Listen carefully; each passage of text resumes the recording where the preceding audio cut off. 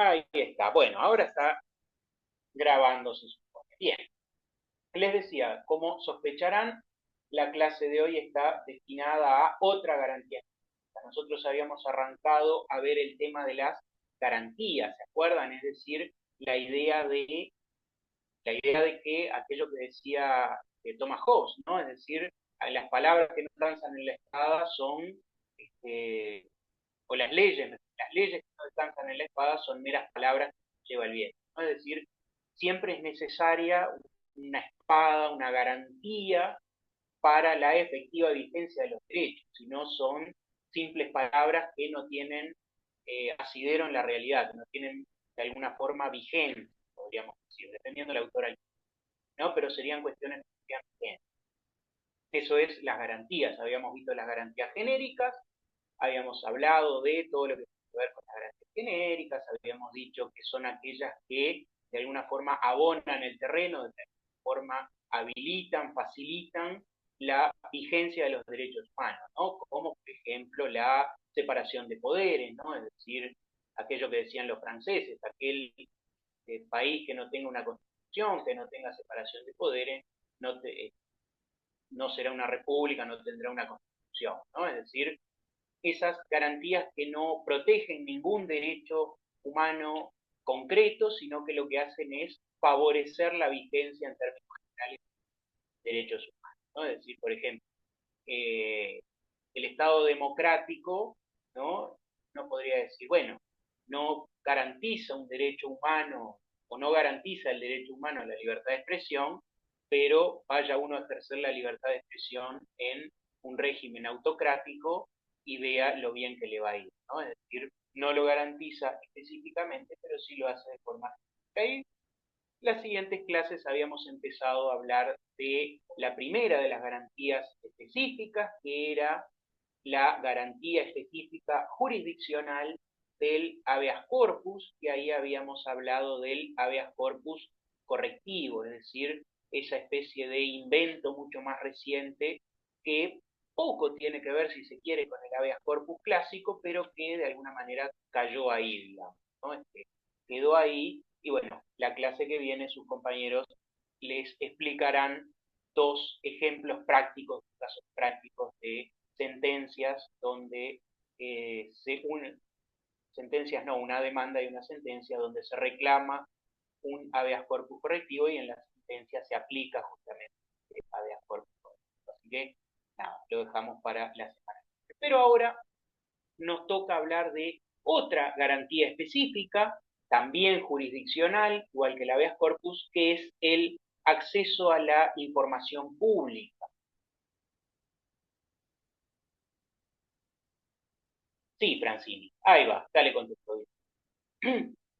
Empecemos entonces por el concepto, ¿qué es el acceso a la información pública? Es una acción por la cual se puede acceder a información en poder de cualquier autoridad estatal o paraestatal. Ustedes saben que las entidades estatales y paraestatales manejan, obviamente, por su naturaleza, es decir, son el Estado, en definitiva, manejan una serie de información que hace a la vida en sociedad de todos. Les pregunto, ya que estoy, ¿saben cuál es la diferencia entre entes estatales y entes paraestatales? Sí, que los estatales están dentro de la órbita del Estado y los paraestatales no. Ahí va. Pero de todas maneras son públicos, ¿no? Es decir, pertenecen al derecho público. Son lo que se llama, capaz que lo han escuchado nombrar varias veces, personas, eh, las personas públicas no estatales. Esa es la frase, digamos. Personas públicas no estatales. Ejemplo de persona pública no estatal, que es el que yo siempre me acuerdo, es el INAC, por ejemplo. El Instituto Nacional de Carnes es una persona pública no estatal. Es decir, es de derecho público, se le aplica el derecho público, habrán dado en constitucional, me imagino, la diferencia entre derecho público y derecho privado, ¿no?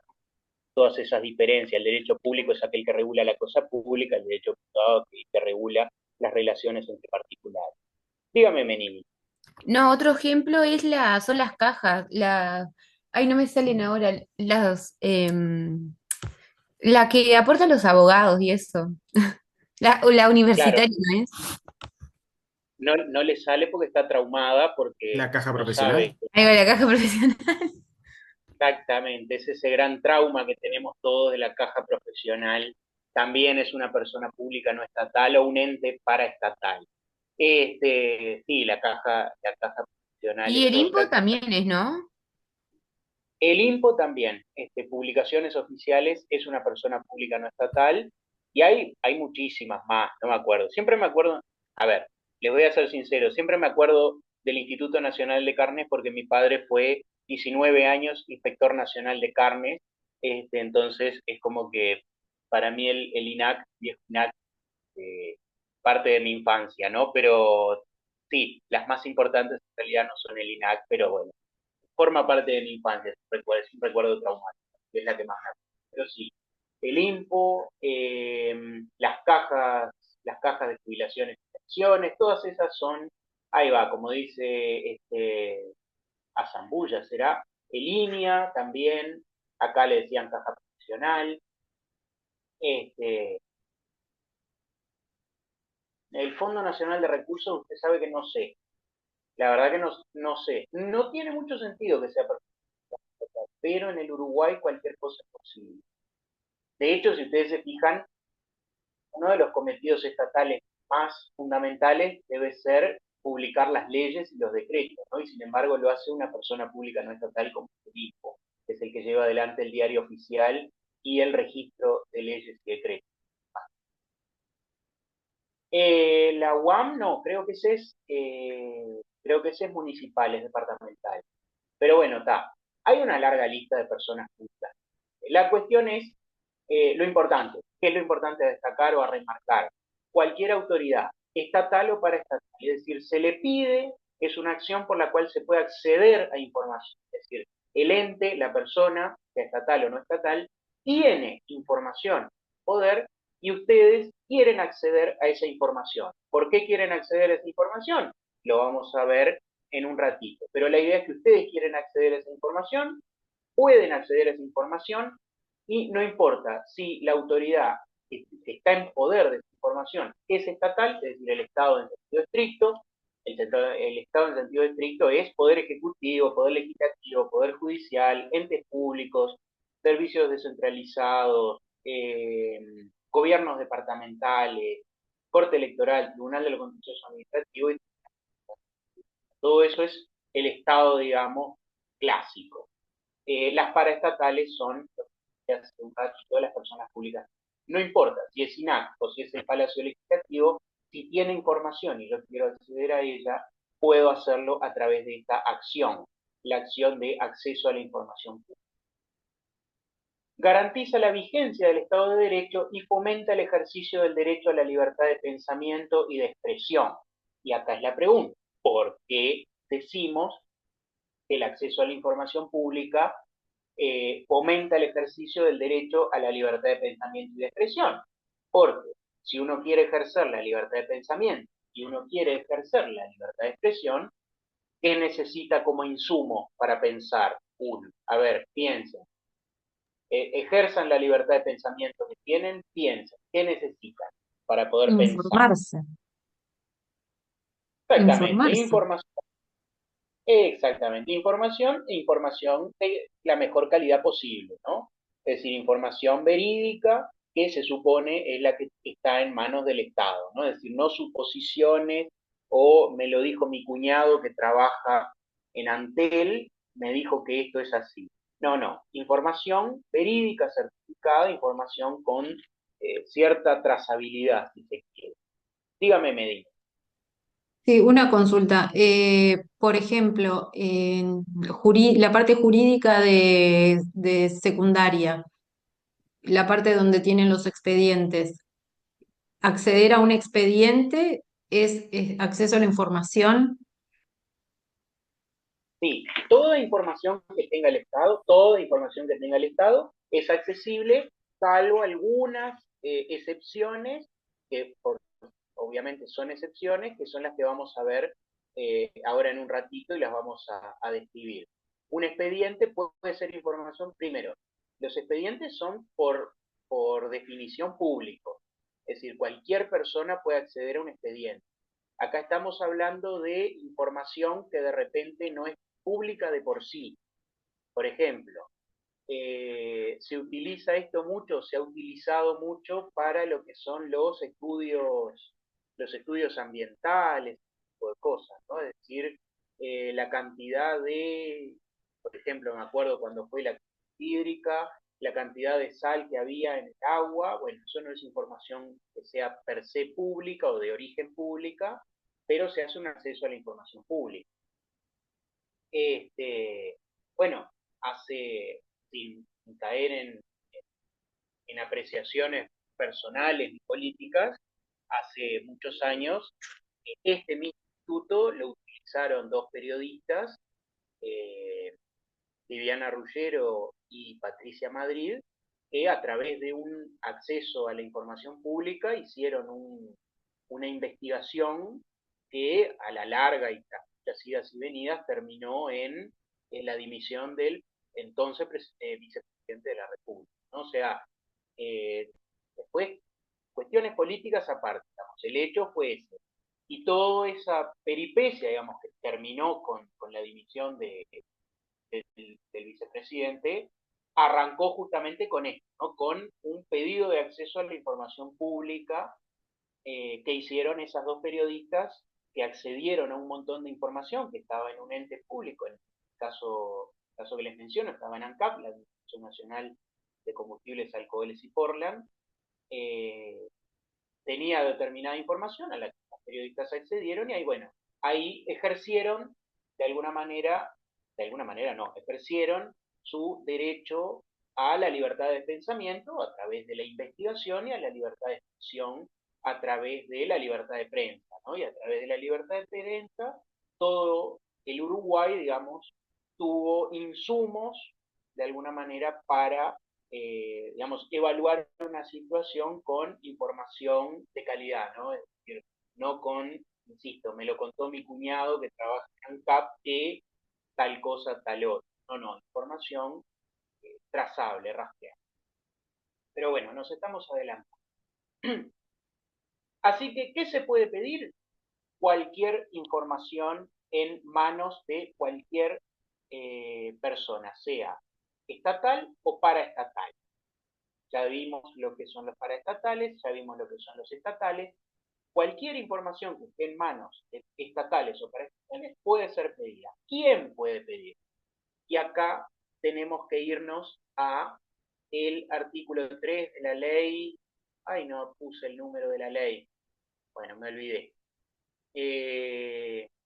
Después me fijo cuál es el número de la ley. Capaz que después aparece. Por acá me olvidé. ¿Qué bache? 18.000 y algo. Bueno, cosas que pasan. ¿Quién puede pedirlo?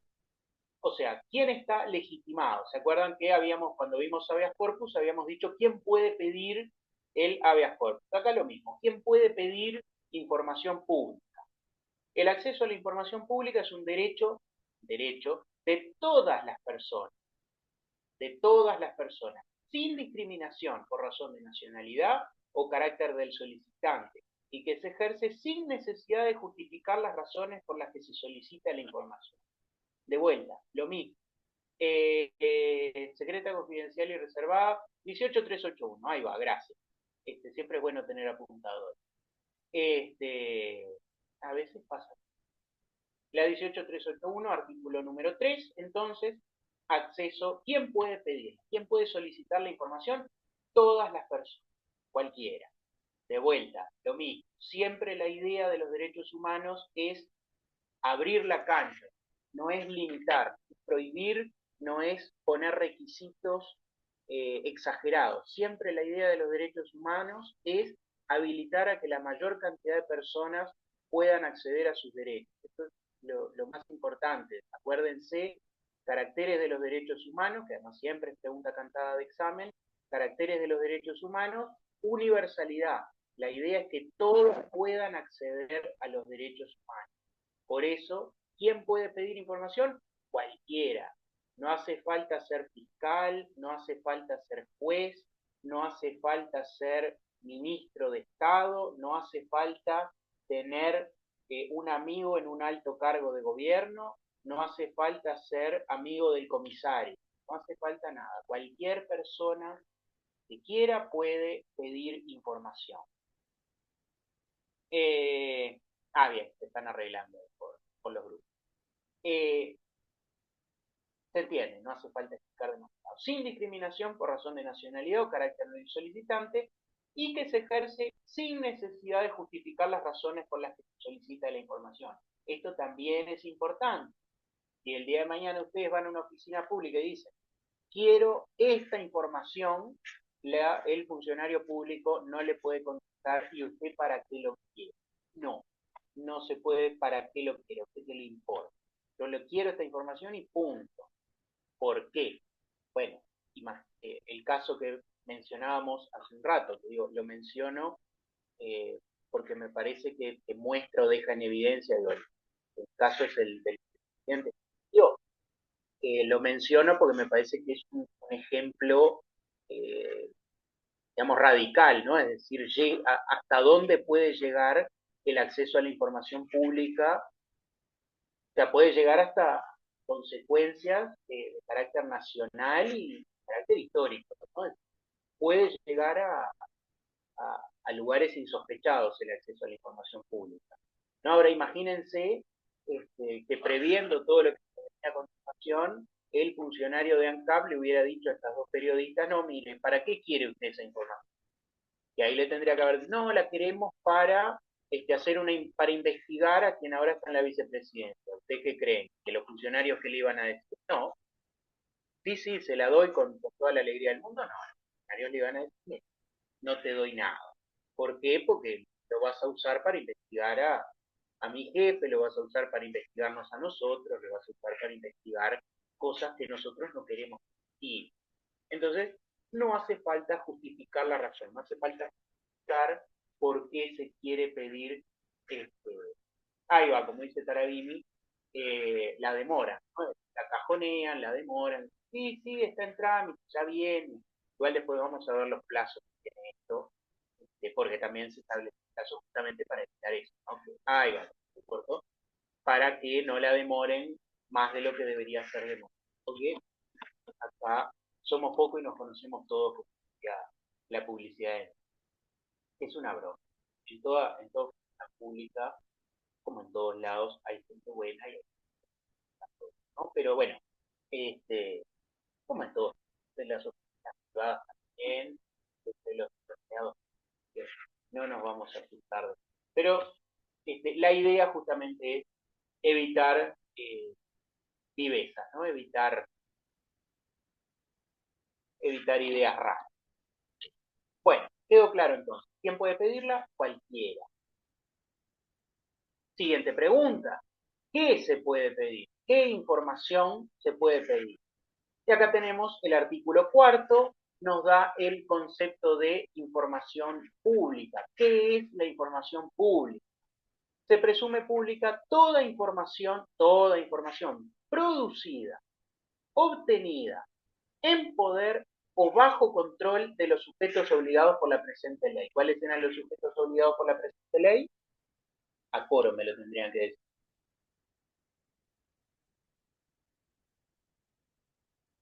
Entidades estatales y paraestatales. Exactamente, entidades estatales y paraestatales. Esos son los sujetos obligados por la presente ley. Ahí va, entes del Estado y paraestatales.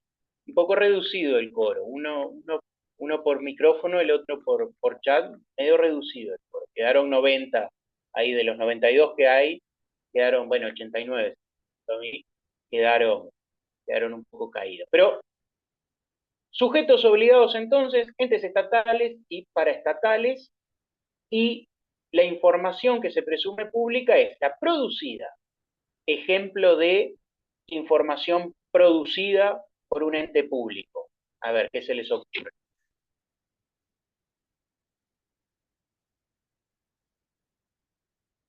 Isla ya tiene excusa.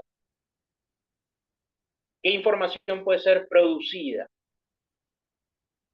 Por ejemplo, la información de gastos, ¿no? Es decir, del presupuesto, pongamos por caso, de la Dirección de Contralor de Semoviente, Ministerio de Ganadería, Agricultura y Pesca, ¿qué gastos tuvo? ¿No? Rendición de cuentas, gasto del Estado, ¿no? Todo eso lo produce la administración pública. Obtenida, ¿qué datos puede obtener el Estado? Llamados, profesor, llamados a licitación. No, eso está Llamados a... publicado. Eso está publicado, pero igual no lo puede ver, no lo puede ver todo el mundo, solo los oferentes. Después publican quién lo gana, pero en realidad lo que uno podría pedir para ver es qué empresa lo ganó y bueno, si no fue oferente, capaz. Podría ser, sí, todo lo que tiene que ver con licitaciones, ahí hay bastante para cortar, ¿no? Pero puede ser, por ejemplo, en una licitación que el Estado obtenga información acerca de las empresas, acerca de la cantidad de funcionarios, de trabajadores que tiene, cosas por el estilo, ¿no? Acá, por ejemplo, Pereira dice concursos y llamados. Claro, en un concurso,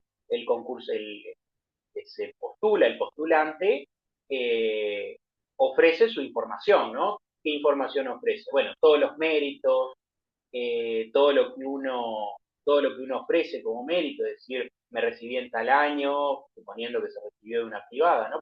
No lo sabe la UDELAR, me recibí en tal año, hice tal curso, hice tal cosa, vivo en tal lado, mi dirección de correo electrónico es esta. Bueno, toda esa información es información obtenida por el Estado. Y después, de vuelta, como todo en materia de derechos humanos, a ver qué están diciendo, resoluciones ministeriales, y esas se supone que son públicas. Los sueldos de los gobernantes también es información producida por el Estado, ¿no? Porque se establece en la ley de presupuesto cuánto van a cobrar cada uno de los jerarcas estatales, quién sea acreedor de la licitación se publica, eh, sí, las licitaciones, depende de la licitación también y depende de la instancia de la licitación. Quien gana sí se publica y se sabe. Después se puede obtener información, acceso a la información de todo el proceso de licitación y ver ahí si se cuáles fueron los criterios de elecciones. Ya llegamos, no se apure, ya llegamos, tenemos tiempo. Entonces, esto es lo que se puede. Dígame, médico. En un llamado, sí, en un llamado de X y una persona interesada que también participó en ese llamado puede pedir para ver la carpeta de otra persona. ¿Se la tienen que dar? Sí, puede pedirla, probablemente no para el mismo llamado, no durante el llamado. Probablemente no se le den durante el llamado, por lo que vamos a ver ahora en un ratito, pero, Claro, una por vez que... ejemplo, obtenido el resultado, se le cortó. Sí, sí, sí, no, no, no, no lo interrumpo y después le consulto. Ahí va. Una vez designado, por ejemplo, concurso para designar un funcionario público, una vez designado ese funcionario, de repente nos presentamos usted y yo a un concurso y yo le gano, porque por supuesto no voy a perder. Yo le gano a usted y usted queda segunda y usted dice, pero ¿y cómo voy a quedar segunda si yo tengo mucho más méritos que este otro muchacho? Entonces usted va y dice, bueno, preséntenme todos los méritos de él, todos los míos y cuál fue el criterio que utilizaron y ahí los pide y se los dan, y ahí usted ve si fue correcta la evaluación, si no fue correcta, etcétera, etcétera. O sea, los puede pedir, pero, digamos, en alguna instancia posterior. Sí, yo sé que hay un periodo posterior que uno puede recursar, pero no sabía que uno, ante la duda de, por X motivo, que tenga duda de que una persona presentó cosas que a uno le generan duda, si le dan la carpeta de esa persona, o capaz que no se la dan.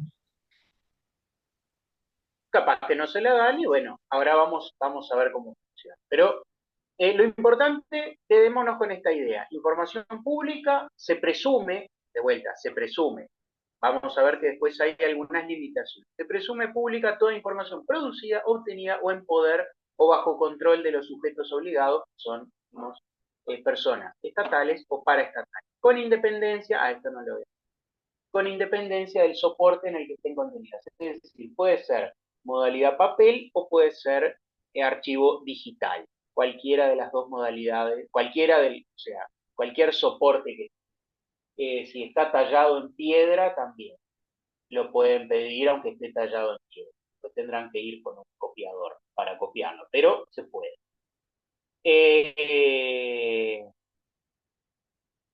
Sí, se puede, lo que no se llama impugnar, pues sí se llama impugnar, lo que son los recursos administrativos, revocación y jerarquía. Bueno, acá ya Porto ya quiere pedir, pero bueno, vamos de a poquito. Ya vimos entonces, respondimos a la pregunta o no, no respondimos, pero bueno, más o menos quedó respuesta a la pregunta de qué información se puede pedir. Ahora, la otra pregunta, ¿no? Habíamos visto, la pregunta acá en el título, ¿qué se puede pedir? Ya vimos quién lo puede pedir, ya vemos qué se puede pedir, ahora tenemos que hablar de lo que no se puede pedir. O, mejor dicho, se puede pedir porque, como decía mi abuela, contra el vicio de pedir, la virtud de no dar, se puede pedir, pero el Estado le va a decir, no, no se lo doy. ¿Por qué? Y acá tenemos que irnos al artículo 9, que es el que nos dice aquellas cosas que, aunque las pidamos, el Estado nos va a decir, no, no tengo ganas de dárselo y no les va a dar esta información. La primera, bueno, acá, como información reservada podrá clasificarse aquella cuya difusión pueda. Primera hipótesis, A, comprometer la seguridad pública o la defensa nacional. Parece bastante simple, ¿no? ¿Qué ejemplo se les ocurre de información que pueda comprometer la seguridad pública o la defensa nacional? A ver, pongan a trabajar la imaginación.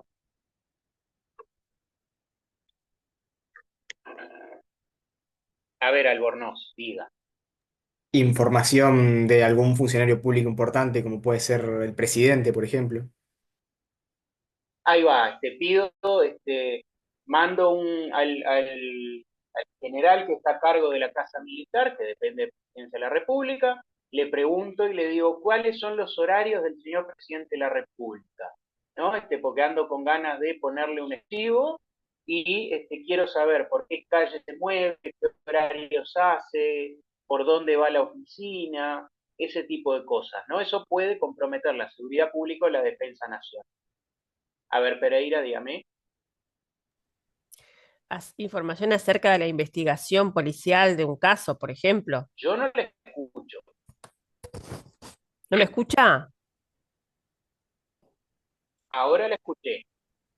Información Ahora sí. acerca de de la investigación, por ejemplo, policial de un caso, no sé, por ejemplo, yo que sé, un narcotraficante, no sé, que estén eh, investigándolo.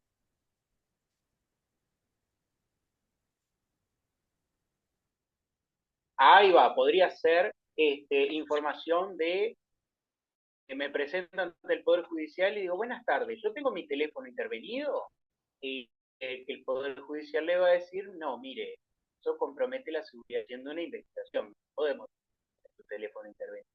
Igual, yo creo que esta idea es un poco, vamos, no sé, me parece que falta, a ver si acá en chat te pusieron algo así se hicieron la novela, ¿no? Porque yo estaba esperando que se hicieran acá una novela a lo Tom Clancy, ¿no? A la Casa del Octubre Rojo, algo por el estilo, de que me vinieran Bueno, con cosas, bueno, te cosas doy de James uno Bond, súper, algo. súper, súper ficticio. Imagínate que Uruguay puede diseñar un plano de un nuevo vehículo de guerra que lo mantiene en secreto. Vos no podés ir a solicitar ese plano, por ejemplo. Ahí va, me gusta. Es más, igual usted se quedó corto, Albornoz. Los códigos de lanzamiento nucleares que tiene la República Oriental del Uruguay en el maletín ese, que tiene el señor presidente de la República, tiene un maletín, un código de lanzamiento nuclear, no puedo ir a pedir Oiga, deme los códigos de lanzamiento nucleares, ¿no? Obviamente Uruguay no tiene armamento nuclear porque más ha firmado tratados de no proliferación de armas nucleares, pero este, cuestiones más mundanas. Eh, dígame no sé, dónde están ubicados los radares que buscan, ¿no? Cuando Uruguay tenía radares móviles, que patrullan los cielos para detectar avionetas de narcotráfico. Eh, ahí va, Uruguay superpotencia. Hay un cuento bastante cortito que salió publicado en el New York Times, estoy hablando de la década del 20, el 20, el 30. Un cuentito, creo que de la década del 30, que se llama La supremacía de Uruguay, ¿no? Logra el dominio mundial completo. Nada, pongan La supremacía de Uruguay, lo leen, lo cortito, salió en el New York Times, ya les digo, en la década del 30, acá Guedes, o Guedes, no sé cómo es, lo leyó. Acá Basalo dice que lo escuchan entrecortados, pero como nadie le contestó, significa o que no me escuchan o que no me escuchan. Eh, eh, claro, protocolo de defensa, todo ese tipo de cosas, ¿no? Es decir, cuestiones que puedan comprometer la seguridad pública o la defensa nacional.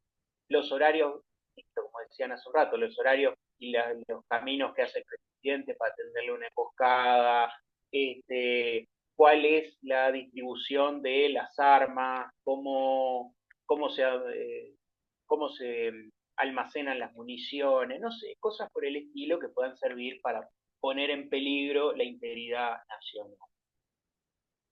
Que tampoco es algo tan alejado, ¿no?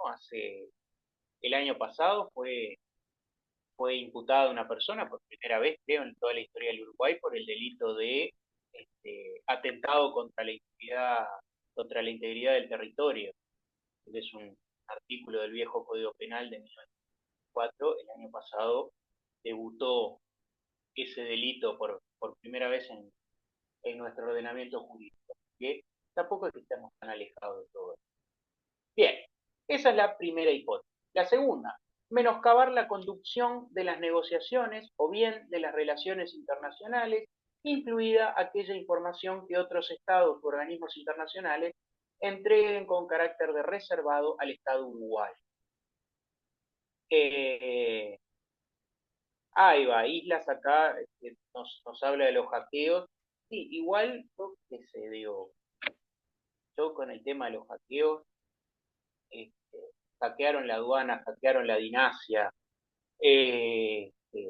hackearon el MIDE.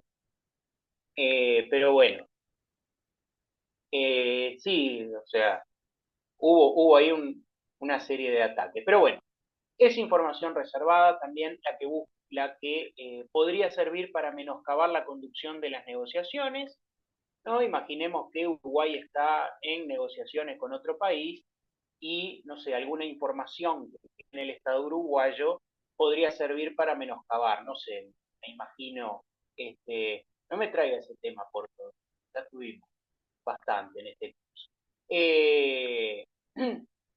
No, imaginemos, no sé, que el embajador uruguayo, no sé, dice, me voy para Hermida, lo traemos para. No sé, imagínense que el embajador uruguayo dice, manda un cable al ministerio, ¿no? El embajador uruguayo en Berlín, o por poner un caso, manda un cable acá a Montevideo por telégrafo y dice, tengo que ir a juntarme con el pesado del ministro de Relaciones Exteriores de Alemania para sellar este tratado comercial. Qué pesado que es este tipo, ¿no? Y un funcionario del Ministerio de Relaciones Exteriores dice, voy a publicar esto. Bueno, eso es información que menoscaba la conducción de las negociaciones, ¿no? Imagínense que el embajador dice, este, tiene olor a pata el señor canciller alemán. No sé, no lo conozco el señor canciller de la República Federal Alemana, no puedo decir si tiene o no. Pero imagínense que el embajador dice eso, bueno, afecta, menoscaba la conducción de las negociaciones. De las relaciones internacionales, incluida aquella información que otros estados u organismos internacionales entreguen con carácter de reservado al Estado uruguayo.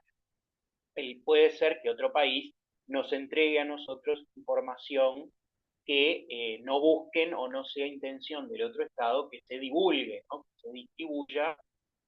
Bueno, si nos la dan con carácter reservado, no puede ir un periodista y decir, entrégueme esta información que quiero saber, no sé, lo que sea. ¿Por qué? Porque nos la dieron en carácter de reservado y poniéndolo en criollo sería un pegue, ¿no? Un pegue internacional porque el Uruguay quedaría como un Estado que no sabe guardar un secreto. La tercera, dañar la estabilidad financiera, económica o monetaria del país. Ha pasado en algún momento de nuestra historia, ¿no?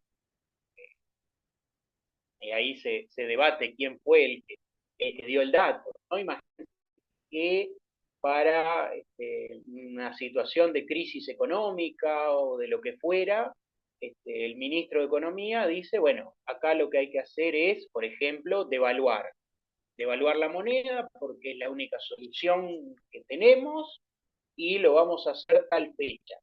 Entonces ahí uno, ¿no? Uno tiene un cuñado que trabaja en el Ministerio de Economía, le llega con el cuento, entonces uno va y dice, infórmeme si es cierto que van a devaluar tal fecha. ¿Por qué? Porque si me dan esa información, la publico y ¿qué genera? Bueno, daña la estabilidad financiera porque la idea de devaluar o la idea de hacer un ajuste, la idea de una medida sorpresa, digamos, es de alguna manera regular la economía o cualquier cuestión de esta. Entonces, eso puede ser una información que de filtrarse, no filtrarse, de darse voluntariamente, dañaría la estabilidad. Eh, claro, también, ¿no? Como dice Islas, más que robar, pedirla, ¿no? Es decir, yo voy, pido y le digo, ¿por qué no me da la matriz, como dice usted, para hacer billetes de 20? De 20. Ay, sí, bueno. Mentalidad de tiburón. Mentalidad de tiburón. Sí, bro, voy a hacer billetes de 20 falsos. Me debe salir más caro hacer un billete de 20 falso de lo que vale 20 pesos, pero bueno. Eh, sí, Albornoz, no estoy siendo masivo. Eh, perdón, son días largos, sí. Son días largos. Digo, son días largos para todos, pero para uno también y uno es humano. Me río por... ¿Para qué me voy a enojar? No me voy a enojar. A mí Valeria siempre me dice, me encanta cómo te tomas todo con tranquilidad. El día que me paguen por expresarme me voy a expresar, pero hasta entonces voy a seguir tranquilo. Perdón, disgregué. Como dice Albornoz, voy al Banco Central y le digo al señor presidente del Banco Central, deme las matrices que quiero hacer billete de 2000 acá en el garaje de casa. Y el señor presidente del Banco Central me va a decir, mire, doctor, no le podemos facilitar las matrices, ni le podemos facilitar qué implementos utilizamos o cómo se utiliza o qué tinta o no sé, lo que sea, porque que usted vaya a su casa y empiece a imprimir billetes de 2000 pesos sin ningún tipo de limitación, va a dañar la estabilidad financiera, ¿no? Porque va a producir depreciación de la moneda. Claro, dólares americanos. Almenares me defiende y dice, los de 20 nadie los va a revisar. Eso también es cierto, ¿no? Mentalidad no sé, Islas, quizá, porque vieron, era un visionario, aquel compañero suyo que el primer día de clase dijo si esto va a ser así todo el semestre. Hoy, ¿se acuerdan? Era un visionario, él se fue antes de todos, ¿no? Inserte el meme de Thanos diciendo me llamaron loco. ¿Vieron? Lo llamaron loco y era un visionario. Bueno, no sé si se lo perdió. Ahí va, como dice Porto, si van a seguir el resto del curso conmigo, es una información confidencial porque podría dañar la estabilidad financiera, económica o monetaria del país. Gracias, Tim. Sé que es mentira, pero yo elijo. I want to believe. Esa entonces es la tercera hipótesis, es decir, algo que pueda poner en riesgo la estabilidad económica o financiera. La opción D, Ahí va, yo elijo qué mentira. La opción D, poner en riesgo la vida, la dignidad humana, la seguridad o la salud de cualquier persona. Acá, si alguno vio Goodfellas, reconocerá la escena, y bueno, si alguien no vio Goodfellas, cierre el Zoom o cierre YouTube si la está viendo grabada y vaya a ver Goodfellas. Buenos muchachos. Cualquier información que esté en poder del Estado que pueda servir para poner en riesgo la vida, insisto, la dignidad humana, la seguridad o la salud de cualquier persona. Pensemos, por eso la imagen, no sé, la que a mí siempre se me ocurre cuando leo esto es el caso de, en el Uruguay no hay demasiado, pero los testigos protegidos, ¿no? Es decir, testigo que acepta testiguar, ¿no? Como vemos en las películas, Estados Unidos, que acepta testiguar con un poco mafioso, bueno, no puede el mafioso después presentar y lo ponen a resguardo, digamos, a todo lo ponen a resguardo. No puede ir alguien a decir, a presentarse al Poder Judicial y decir,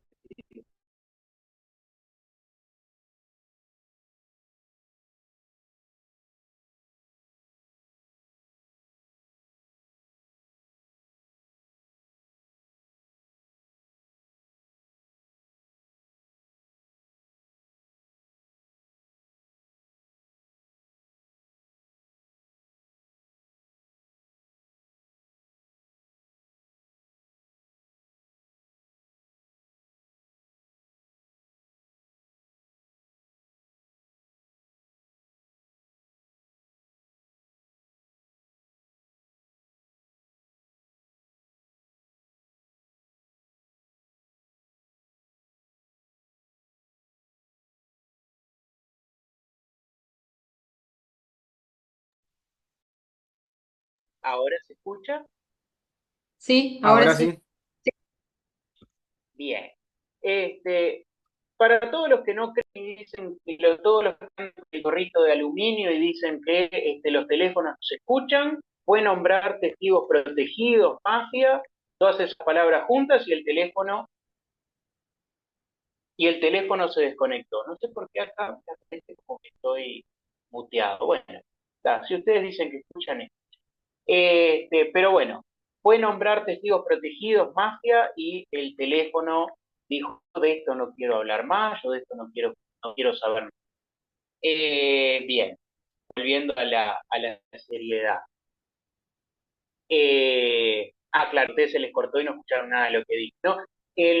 Esta opción, ¿no? Poner en riesgo la vida, la dignidad humana, la seguridad o la salud de cualquier persona. Uno, cuando yo leo esto, lo primero que me acuerdo es esos testigos protegidos en Estados Unidos ¿no? que atestiguan o aceptan atestiguar contra la mafia o contra algún otro grupo, y en Estados Unidos lo vemos en las películas, ¿no? Que les cambian el nombre, los mudan a un pueblito que nadie sabe dónde está, entonces ahí uno cambian, insisto, les cambian la identidad, etcétera, etcétera, y bueno, si uno es acá dice Porto, siempre lo encuentra, claro, ¿no? Si alguno juega al Mafia 2, una de las misiones del Mafia 2 es encontrar a uno de los chivatos, como se dice en las películas, a la rata.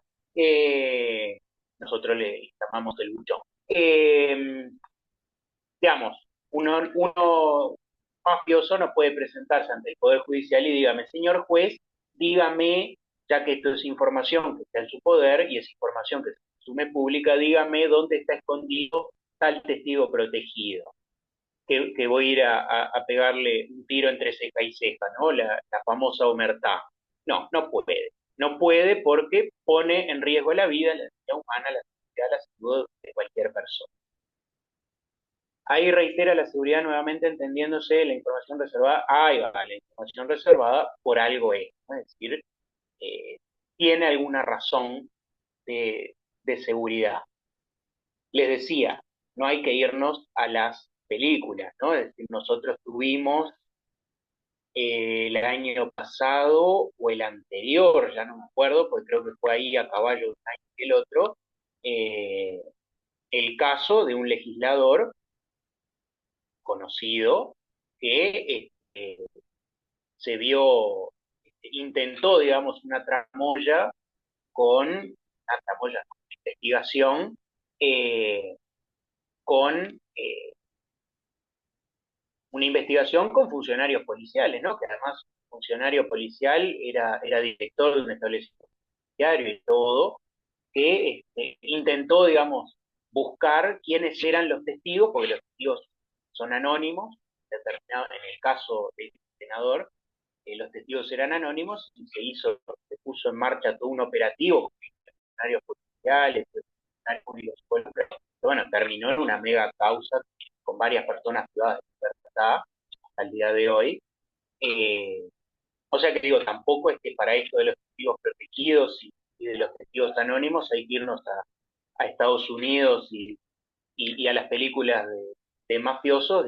Tenemos nuestros ejemplos patrios, lamentablemente digo, ¿no? Uno preferiría que todo esto quedara en las películas, pero bueno, atraviesa la gran pantalla también y llegan a la realidad. Pero tampoco es algo tan abstracto. Eh, también, sí, no doy nombre porque tampoco es el... Digo, todos los conocemos, pero tampoco es la idea. Alguien se había habilitado el micrófono, no sé si era para decir algo o quedó mal el teclazo. Pero bueno, si quiere decir algo, que levante la mano. También esto se utiliza, ¿no? Acá vean que es un concepto bastante amplio, ¿no? Se habla de la dignidad humana. O sea, no solamente poner en riesgo la vida, la seguridad o la salud, sino también un ámbito mucho más grande, mucho más importante, como puede ser la dignidad humana. Esto se utilizó o en algún momento se hablaba, y estoy hablando hace 20 años, ¿no? Pueden encontrar ustedes cuestiones acerca de, por ejemplo, si los resultados médicos de determinado tipo de enfermedades pueden o no ser considerados que afecta la dignidad humana si se popularizan o si se difunden, ¿no? Es decir, determinadas enfermedades, sobre todo las que tienen vinculación con la transmisión sexual, ¿no? Es decir, enfermedades de transmisión sexual que podrían llegar a afectar el buen nombre o la dignidad de determinadas personas si se dijera, ¿no? Y ahí viene todo el drama de, bueno, hasta dónde decir determinadas cosas y hasta dónde no. Y ahí es todo un tema. Como les digo, yo siempre eso es harina de... el uso de determinados químicos, claro, yo qué sé. Digamos, también hoy en día se habla del derecho al olvido, ¿no? Pero bueno, eso tiene que ver con otra cosa.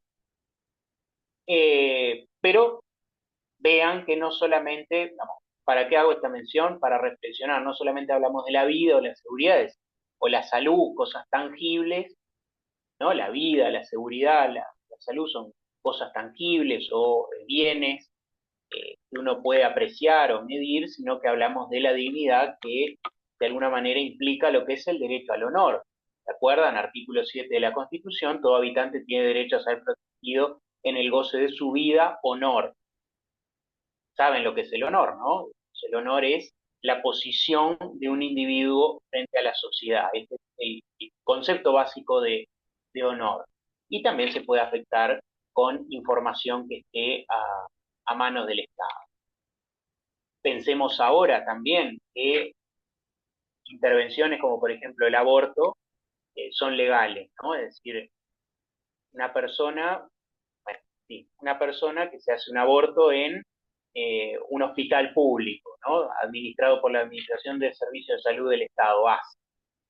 Ahí va, como dice Tarabini, queda eso en la historia clínica, queda un montón de registros de que eso pasó. Podría uno ir y presentarse y decir, dígame si fulano, fulana se realizó algún aborto en la vida. Bueno, ¿afecta la dignidad humana? Sí, no, es debatible, ¿no? Porque por un lado podríamos decir que es una actividad legal, algo legítimo, o sea, no hizo nada ilegal, eh, ¿afecta o no afecta la dignidad humana? Bueno, acá de Tarabini me dice que me imagino que el NOE significa que no se le puede dar esa información, o sea que esa información sí afecta a la dignidad humana. Eh, no sé, capaz que alguna persona militante dice esto no afecta a la dignidad. No, no se le puede dar, no se le puede. En eso estamos de acuerdo, pero de vuelta, ¿afecta o no afecta? Es un debate, es una discusión. Si entendí lo que usted me dijo que no se le puede dar, pero poniendo sobre la mesa eh, la cuestión de que son cosas debatibles, ¿no? De repente uno le pregunta a uno y dice, esto no tiene ningún problema o es posible. Yo qué sé, casos de Depende tratamiento, un también, montón de cosas. Pero doctor, perdón, profesor, depende también, por ejemplo, yo vivo en una sociedad muy chiquita, somos 4.000 habitantes, si se viola ese derecho de la persona, afecta directamente porque nosotros nos conocemos todos. Entonces, si sale de la sala, acá tenemos una sala, que alguien tiene HIV, que se hizo interrupción del embarazo, que eso le afecta a la persona, sí. Si es en Montevideo, capaz que no. no se crea, Tarabini. Mire, le voy a decir una cosa. Primero, le pregunto, no sé si se puede decir esta información, si puede ser publicada. Si no se puede, no lo diga. ¿De dónde es? De Ciudad del Carmen, Durazno. Ah, departamento de Durazno. Mire usted, igual le digo, 4.000 personas es grande. Eh, Es grande. Pensé que me iba a decir somos 200 acá. Bueno, ahí sí. Es una población, chica, pero es grande. No, no se ponga Es mal. grande. Mire, le voy a decir una cosa que no tiene nada que ver con nada. Yo tengo un muy buen amigo que es de Minas, departamento de La Mm, Valleja, y él me decía, dice, yo cuando vine a Montevideo pensé que esto iba a ser como Nueva York, no iba a cruzar con un conocido nunca en la vida. Dice, es un pueblo chiquito, cruzo todos los días con sí, gente claro. que conozco. Así que no se crea que Montevideo es mucho más grande. Es grande, pero Claro. no se Es crea como tanto. dice la Tampoco Liz, nos conocemos que todos. somos pocos y nos conocemos todos, el reglamento. Sí. Si hay alguno que sea Sí. del interior que haya Pero yo, venido a por ejemplo, Montevideo. que trabajo en la salud, a mí me pasa que yo trabajé un tiempo en Durazno, ¿no? Y me pasaba de gente de acá del Carmen que iba a Durazno a hacerse interrupción del embarazo porque sabía que allá como que era algo más privado, como no iban a contar, y acá en la sala sí pasaba que contaban todo. Se les ha dicho de mil maneras que no pueden hacerlo, ¿no? Pero bueno, está. Sí, cuentos de eso, también de hijos ilegítimos y en el pueblo de al lado. No, cuentos hay para tirar para arriba, pero no hagamos que nos están grabando, Taradí. Así que no digamos más nada. Ah, bueno, Este, vamos a no demos terminar todos nombres. declarando. Ay, no demos- Sí. terminamos todos declarando en fiscalía. Ahí va, Francini me quitó las palabras de la boca, como decía mi abuela, pueblo chico, infierno grande. Pero tampoco chico, 4.000 personas. Eh, Bien, volviendo al tema, de vuelta. Riesgo, vida, dignidad humana, seguridad, salud de cualquier persona, el Estado uno se lo puede pedir, pero, insisto, contra el vicio de pedir la virtud de no dar, el Estado nos va a decir, no, no le puedo dar este tipo de información, no le puedo decir quiénes son los testigos en su causa, porque el Código del Proceso Penal dice, no se lo puedo decir, no puedo decirle si se sometió a determinado tratamiento, si hizo determinadas cuestiones. Toda esa información no se la puedo dar porque todo lo que dice acá el inciso D. Siguiente, suponer una pérdida de ventajas competitivas para el sujeto obligado o pueda dañar su proceso de producción. A ver, pensemos por un momento, yo me imagino en esta hipótesis lo que son entes. Ustedes saben que los entes autónomos se dividen en entes industriales y aquellos que no somos industriales. Eh, Ejemplo, díganme ustedes, ejemplo de entes industriales del Estado, entes autónomos industriales. ¿Un CAP, por ejemplo? ANCAP, sí, ¿quién más iba a decir? Medina no se esconda que la vi. Sí, Medina iba a decir lo mismo. ANCAP, el Portland, porque el Portland es de ANCAP, ¿verdad? Sí, Mm, el Portland, Administración sí, Nacional de Combustibles, Alcoholes, Sport. sí, Acá era lo mismo. Hermida agrega a los y Medina agrega UTE, Usinas y Transmisiones Eléctricas, OCE, Obras Sanitarias del Estado. Todos esos son los entes industriales, es decir, los que tienen actividad económica, generan ingresos, por decirlo de alguna manera. Los otros entes somos los de enseñanza. ¿Cuáles son los tres entes autónomos de enseñanza que tiene la República Oriental del Uruguay? Uno me lo tienen que decir a coro. La Universidad de la República. El CFE, Y ANEP. bueno, CFE está, No, ANEP está, ANEP Nuclea, ahí va, CFE, Ah, bien. UTU y secundaria y primaria. ahí va. Administración Nacional de Educación Pública es el primer ente autónomo de la educación. El segundo es la Universidad de la República, donde estamos todos nosotros ahora aquí reunidos. Y el tercero, que nadie me lo dijo, y eso que la mitad de ustedes son del interior y no me lo han dicho. Y deberían saber. A ver, los ¿La que son UTEP? del interior. Ahí va, como dice Arregui, la UTEC, la Universidad Tecnológica. Y no es discriminación, digo del interior porque... No, la UTEC, la Universidad Tecnológica.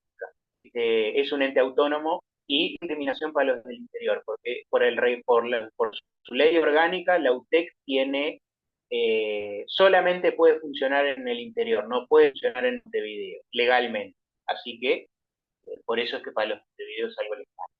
Eh, Esos son los tres entes autónomos que no son industriales o comerciales. Los entes industriales o comerciales son la Administración Nacional de Combustibles, Alcoholes y Portland, Obras Sanitarias, ¿qué otro me habían dicho? Usinas y Transmisiones Eléctricas, Banco de la República Oriental del Uruguay, Banco Hipotecario, ¿cómo? Alguien dijo algo.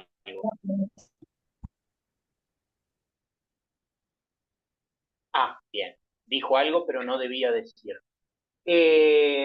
No se preocupe, Fernando.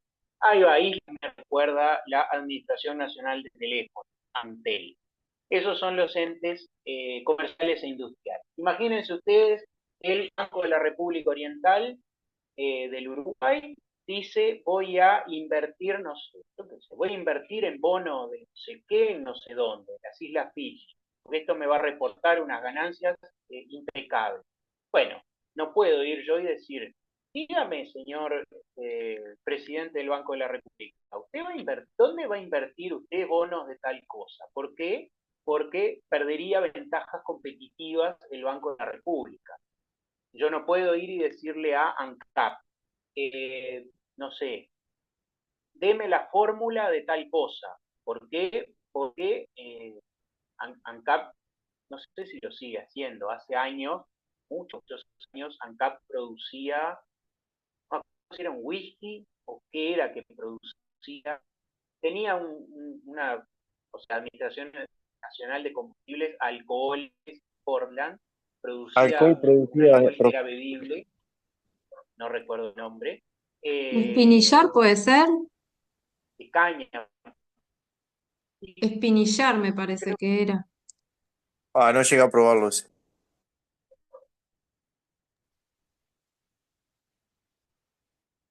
que escríbalo Islas porque no creo este sí, o Graf, sí. El espinillar, sí, creo que era el espinillar a reír. Creo que sí, era el espinillar, que era, lo producía, ah,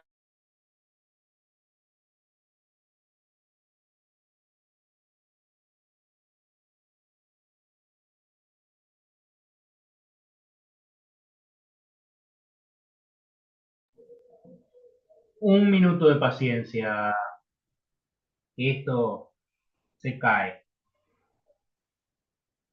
Pero un tropezón no es caída. y siempre que uno se cae se levanta.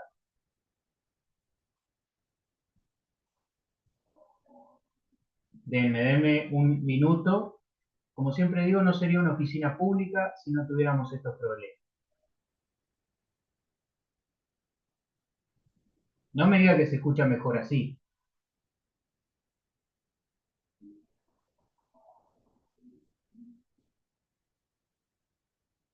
Ay, Dios mío.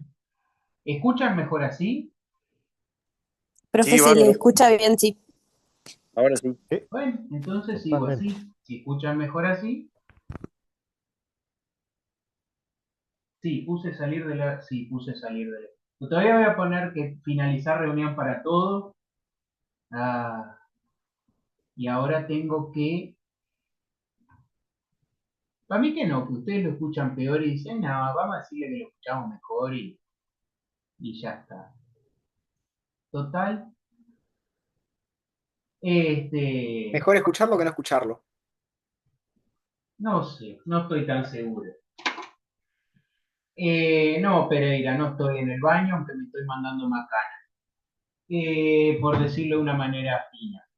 Bueno, lo que les decía entonces, supónganse, estábamos con el espinillar de ANCAP que hacía otra hora. Imagínense que uno cae y dice, bueno, qué rico que es el espinillar de ANCAP, páseme la receta, cómo lo fabrica, cómo lo hace, cómo lo coste. Páseme todos los secretos de producción de este producto porque lo quiero copiar, lo quiero imitar. Bueno, pierde ventajas competitivas, ¿no? Es decir, pierde o puede dañar su proceso de producción. Eso es un poco la idea que subyace a él. Siguiente hipótesis. La Coca-Cola tuvo por mucho tiempo la receta.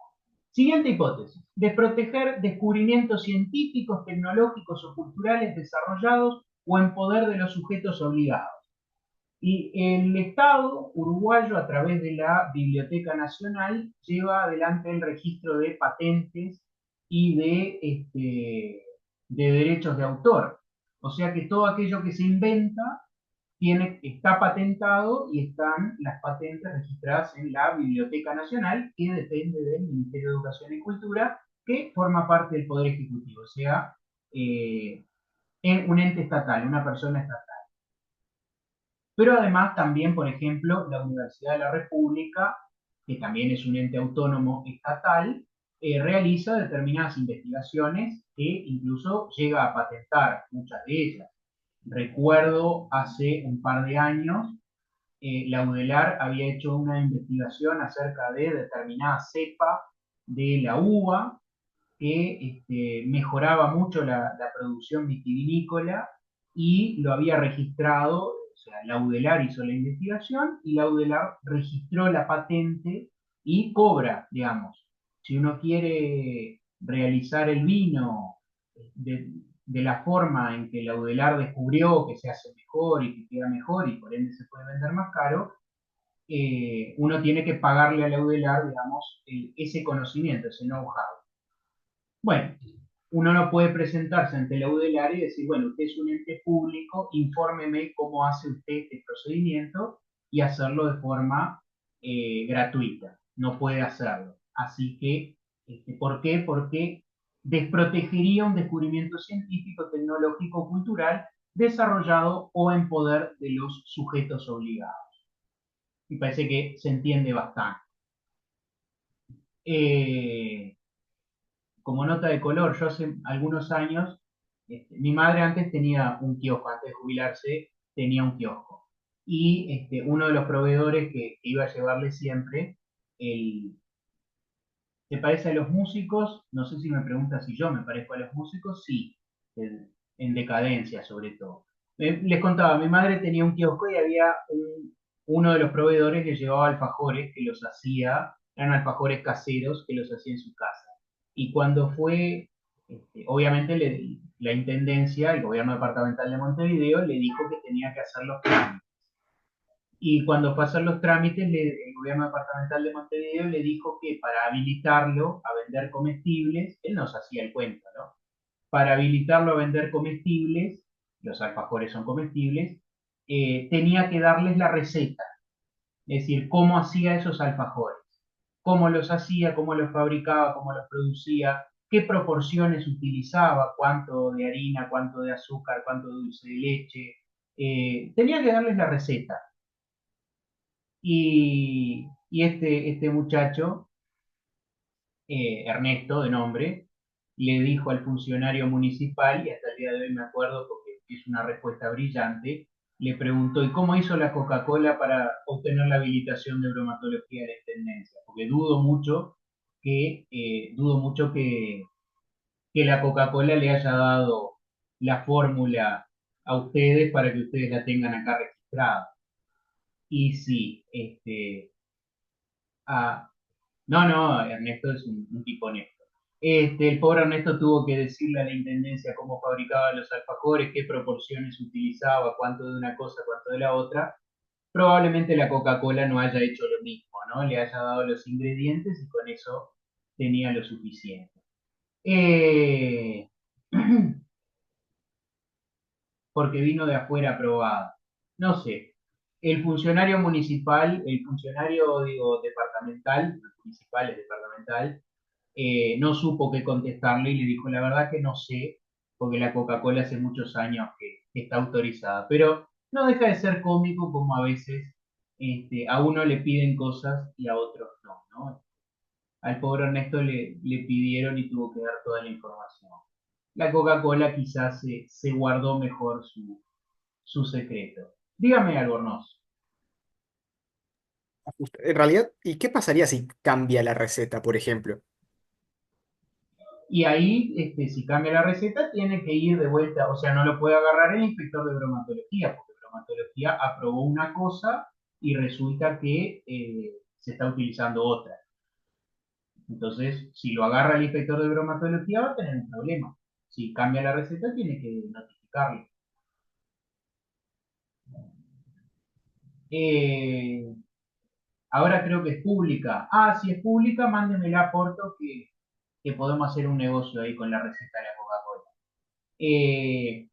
Nada, imaginemos que sí, que el gobierno departamental de Montevideo le pide la receta de la Coca-Cola a la Montevideo Refrescos SRL, que es la filial de la Coca-Cola en Uruguay, le pide la receta, la Coca-Cola se la da. Bueno, uno no puede ir al gobierno, a la intendencia, ahí a 18 y Ejido, y decirle, vengo a presentar una acción de acceso a la información pública, dígame la receta de la Coca-Cola. Mire, no sabía lo de Nix. Somos pocos y nos conocemos todos. Bien, eso es lo que no se puede pedir o lo que decíamos sí se puede pedir, pero no nos lo van a dar. Contra el vicio de pedir la virtud de no dar. Ahora vamos al decreto, esto es un decreto del Poder Ejecutivo 232 del año 2010, artículo 21. Procedimiento de clasificación. La información deberá ser clasificada por la autoridad administrativa competente por resolución fundada. Se entiende por autoridad administrativa competente el jerarca máximo de cada organismo obligado o quien ejerza facultades delegadas. Es decir, cómo se clasifica una información como reservada.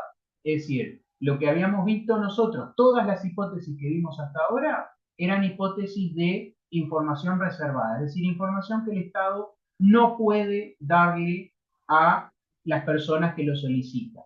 ¿Cómo lo hace? A través de este procedimiento. Es clasificada por la autoridad administrativa competente. ¿Cuál es la autoridad administrativa competente? El jerarca máximo de cada organismo. ¿Cuál es el jerarca máximo del Ministerio de Defensa Nacional? Pregunta. El propio ministro, profe. Ahí va. En este caso, no es ministro, es ministra. Es se me borró el nombre. Bueno, hoy no es mi día para la memoria. La ministra de Defensa Nacional es la autoridad máxima del Ministerio de Defensa Nacional. ¿Quién es quién es la autoridad máxima de la Universidad de la República?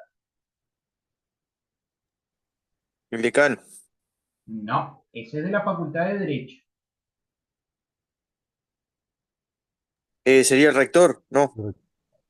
Podría ser el rector, en realidad sería el Consejo Directivo Central, ¿no? Que el Consejo Directivo Central es el que designa al rector. El CDC, Consejo Directivo Central, en definitiva es el que toma las resoluciones, es la autoridad máxima. En este Profe, caso sería autoridad administrativa, o sea que sí sería el rector, porque el rector es la autoridad administrativa. Gracias, Savari. profe, Sandra Lazo es la actual ministra Sandra de Lazo, Educación. eso le iba a decir, la ministra. ¿Cómo? Se lo escucha cortado, Islas, así que sigue escribiendo que nos vamos No, que entendiendo. ya pusieron en el chat ahí. Sandra Lazo, la ministra de Defensa. Ah, está, eso era. Sí, no, hoy estoy para la memoria, he hecho un desastre. Autoridad administrativa, la máxima autoridad es el CDC, probablemente podría llegar a ser el rector la máxima autoridad administrativa. Sí, sí, no, pero igual tengo horrible memoria para los nombres.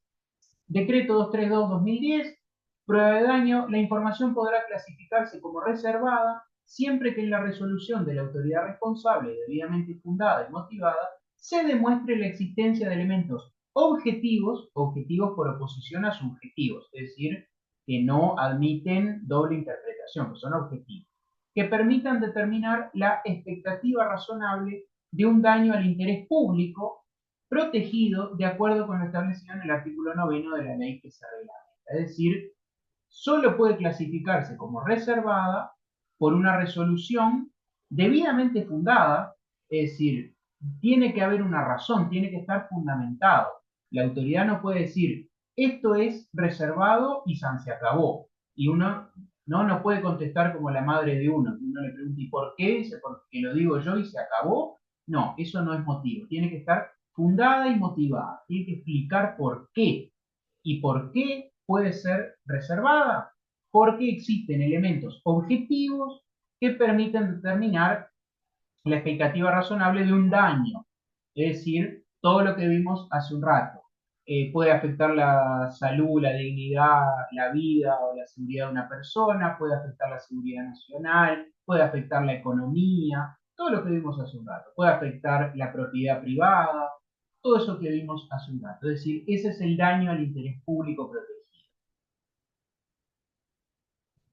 La información clasificada como reservada será desclasificada en los siguientes casos. A partir del vencimiento del periodo de reserva.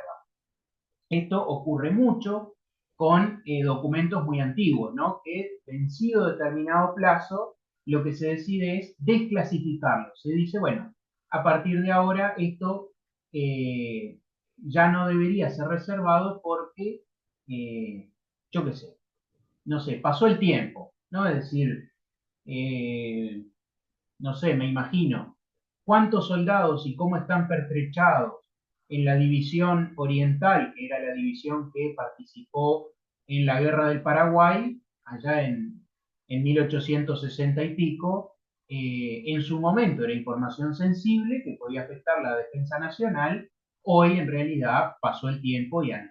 O sea, le importa a los historiadores, pero no afecta a la seguridad nacional. A partir de la extinción de los motivos que dieron origen a su clasificación. Pensemos, por ejemplo, aquello que veíamos al principio de cuestiones que puedan afectar la negociación de un tratado. Bueno, el tratado se negoció, se llegó, se ratificó, estamos todos de acuerdo, bueno, ya no hay razón para que esto esté clasificado. Esta es la unidad de análisis de información pública, cuando la UAI así lo determine por considerar inadecuada tal clasificación, es decir, uno puede presentarse a esta unidad y decir, esto ha sido clasificado, entiendo yo que no debería ser clasificado, porque en realidad esto es información pública. Cuando una resolución judicial así lo determine, la información clasificada como reservada debe desclasificarse a través de un acto administrativo fundado, bla, bla. Es decir, también por resolución judicial. Si mal acá Porto dice, se murieron los involucrados. ¿Por qué se tienen que morir? Capaz que se fueron a un crucero. Todo este tema hoy en día está bastante, bueno, hoy en día no tanto por el cambio de autoridades, pero hace un par de años estuvo digamos, estuvo en boga todo este tema por lo que eran los archivos de la última dictadura, ¿no? El gobierno de Falta entre el 73 y el 85, estaba todo el debate acerca de si mantener determinados documentos como clasificados o desclasificarlos y permitir el libre acceso.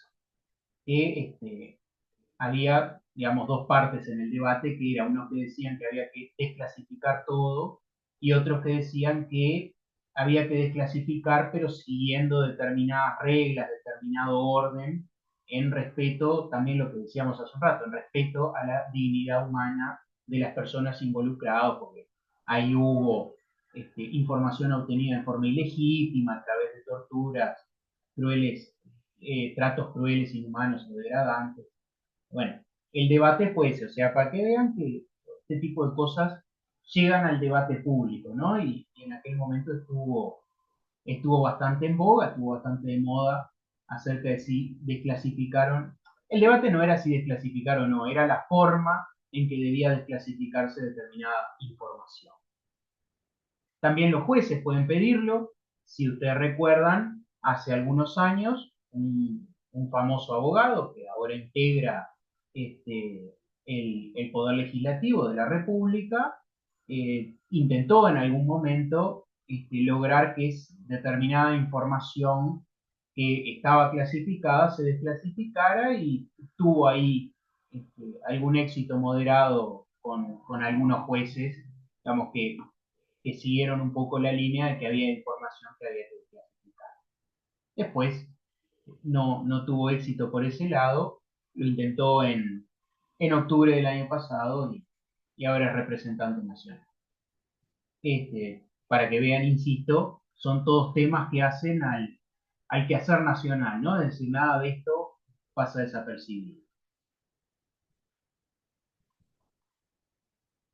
Bueno, acá tenemos el viejo y querido artículo 132, cuando yo armé esta presentación hace muchos años, el 132 del Código Penal nunca había sido aplicado, ¿no? Atentado contra la integridad del territorio nacional, la independencia o la unidad del Estado.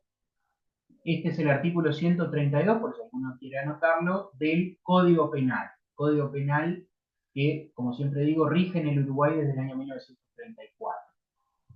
Y nada, tiene acá estos delitos. El viejo delito de atentado, nunca había sido aplicado, se aplicó el año pasado o el anterior, por única vez en toda nuestra historia, o sea que tardó desde 1934 hasta 2024, ¿no? Que son 90 años, tardó en ponerse en práctica. Pero bueno, más vale tarde que nunca, decía mi abuelo. Pero lo que nos interesa el 132 del Código Penal, contestándole a Francini, la UAIP es la unidad de análisis de la información pública, si mal no recuerdo. Pero igual, googleelo que lo va a encontrar. Lo que nos interesa, no de nada, lo que nos interesa del 132, y con esto vamos redondeando, es servicios militares o políticos prestados a un Estado extranjero en guerra con el Uruguay. Esto no creo que lo utilicemos en el futuro cercano. Revelación de secretos. El ciudadano que revelare secretos políticos o militares concernientes a la seguridad del Estado o facilitare su conocimiento. E inteligencia con el extranjero con fines de guerra. El ciudadano que mantuviera inteligencias con un gobierno extranjero, inteligencia es la obtención, procesamiento y sí, la obtención y procesamiento de información. Esa es la definición de inteligencia. Con el fin de lanzarlo a la guerra o ejecutar actos de hostilidad contra la República o cometer hechos directamente encaminados al mismo. Claro, lo que dice Albornoz es espionaje. Todo esto es decir, también tiene que ver con el acceso a la información pública y el manejo adecuado de la información pública. Contestándole a Porto es de el Código Penal. Esto es Código Penal de la República Oriental del Uruguay. También esto tiene que ver con el manejo de la información pública, ¿no? Es decir, hay información pública que no debe ser revelada, puede estar en manos del Estado, puede ser información pública pero no debería ser revelada, volviendo a lo que decíamos hace un rato al final, yo creo que la primera vez que yo vi esta clase, creo que no tenía ejemplos prácticos de prácticamente nada. Y hoy me estoy dando cuenta de que cada diapositiva que estoy mostrando tengo ejemplos prácticos. Hace un par de años, creo que era 2022, 2023, se presentó esta situación cuando el entonces coordinador de lo que era la DINASI, la Dirección Nacional de Inteligencia de Estado, que ahora es la coordinación, no, de inteligencia estratégica, lo que es actualmente se llama Coordinación de Inteligencia Estratégica de Estado, algo así se llama, que depende de Presidencia de la República. En aquel momento el coordinador nacional era el doctor Álvaro Garcés, que fue al Parlamento, al Parlamento a explicar cuál iba a ser, creo que era el Plan Nacional de Inteligencia Estratégica o algo así, y, y esa información se filtró, ¿no? Esa información se filtró a la prensa y todos tuvimos, digamos, acceso a ese Plan Nacional de Defensa, ese Plan Nacional de Inteligencia, y en aquel momento el doctor Garcés, si mal no recuerdo, tampoco quiero faltar a la verdad porque el doctor Garcés es mi jefe, y así que si me equivoco en algo me va a sancionar y me va a echar acá de la facultad, pero si no quiero equivocarme en nada, igual esto después se edita, no hay problema, se edita en postproducción, pero en aquel momento el doctor Garcés lo que hizo fue denunciar penalmente a, a los que podrían haber sido o a los que sospechaba podían haber filtrado esta información. Al final resultó que se había filtrado por otros medios, creo que nunca lograron identificar a quien había filtrado la información, pero bueno, fue un tema, digamos, a nivel nacional, ¿no? Justamente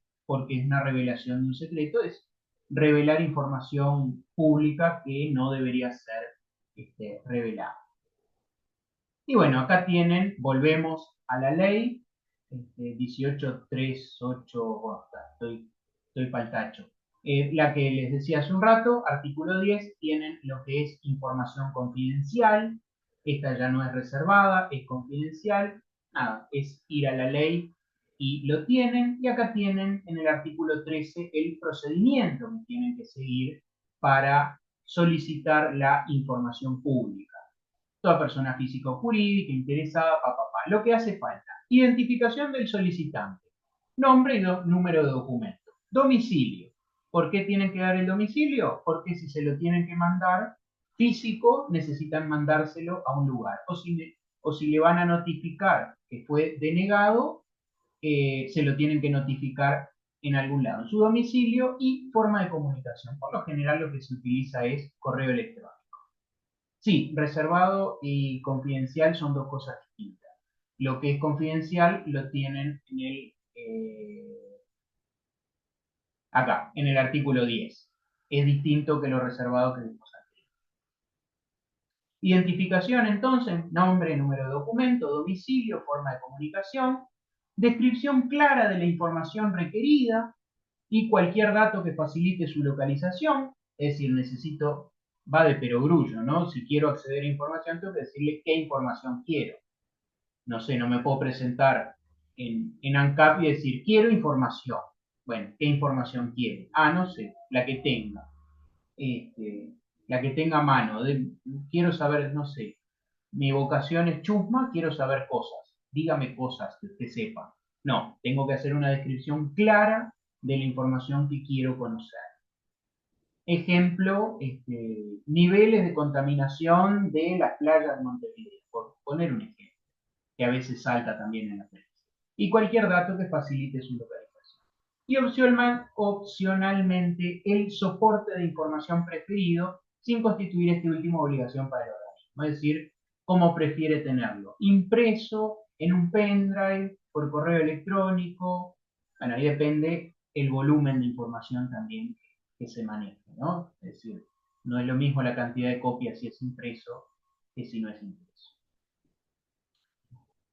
Y acá tienen se los digo así nomás, simplemente en el artículo 15 tienen, digo, les menciono los artículos más importantes, igual después pueden ir a la grabación de la clase y se anotan los artículos más importantes, pues como les digo, el reglamento dice que ustedes pueden tener la normativa a la vista, así que nada, si el día del parcial le preguntamos por los plazos, ustedes van a tener la normativa, saben cuáles son los plazos para solicitarlo. Artículo 15 de la Ley de Acceso a la Información Pública. Y bueno, en realidad el reglamento también dice que hay que terminar la clase 5 minutos antes, simplemente les menciono artículos importantes para que ustedes los tengan, los pueden leer de acá y los pueden después buscar en la ley. El artículo 17, el artículo 18, que es el silencio positivo, es decir, qué pasa cuando el organismo requerido no contesta, y el artículo 22, y con eso terminamos el tema de la clase de hoy. Bien, como digo siempre, dudas, preguntas, consultas, sugerencias, inquietudes, cosas que les gustaría agregar o retirar. Este es el momento, son los últimos 5 minutos de la clase.